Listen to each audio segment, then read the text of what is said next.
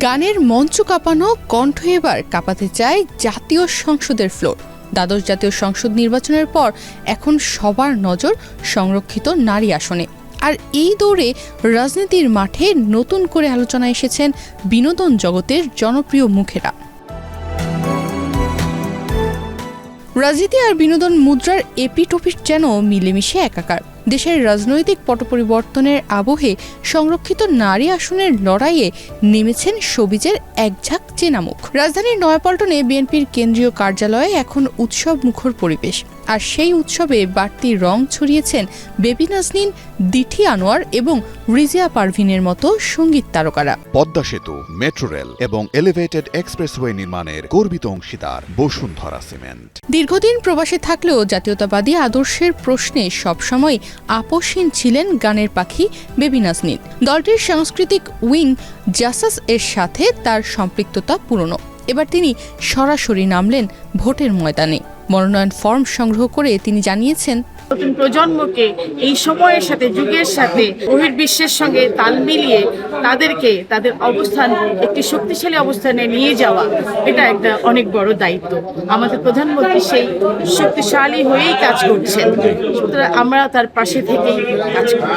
কিংবদন্তি গীতিকার গাজী মাজহারুল আনোয়ারের সুযোগ্য কন্যা দিঠি আনোয়ার বাবার দেখানো পথেই রাজনীতিতে সরব হওয়ার ইঙ্গিত দিলেন তিনি। সংরক্ষিত আসনে মনোনয়ন ফর্ম সংগ্রহের মাধ্যমে তিনি জানিয়েছেন, সুরের ভুবন ছাড়িয়ে এবার তিনি সংসদীয় বিতর্কেও নিজের মেধার স্বাক্ষর রাখতে চান।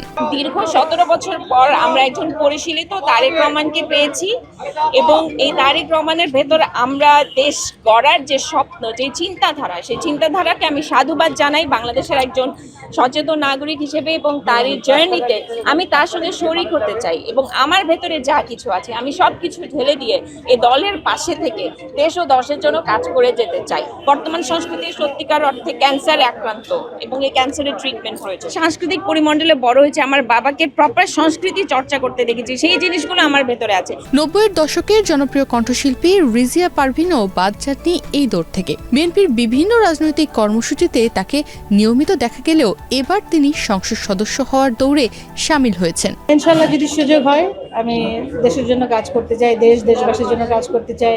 আমি যেহেতু সঙ্গীত শিল্পী একজন, তো আমি চাবো যে সাংস্কৃতিক অঙ্গনে যে দুরবস্থা সেটাকে ভালো করবার। একটু বয়স হয়ে গেলে আমরা শিল্পীরা দুস্থ শিল্পীর খাতায় নাম দেখায়।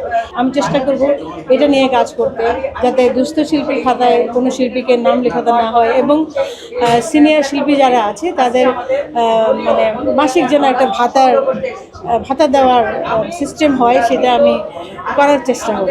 শুধুমাত্র এই 3 তারকাই নন, দলটির ঘনিষ্ঠ আরও কয়েকজন অভিনয় শিল্পী ও উপস্থাপিকাও ফর্ম সংগ্রহের লাইনে আছেন বলে শোনা যাচ্ছে।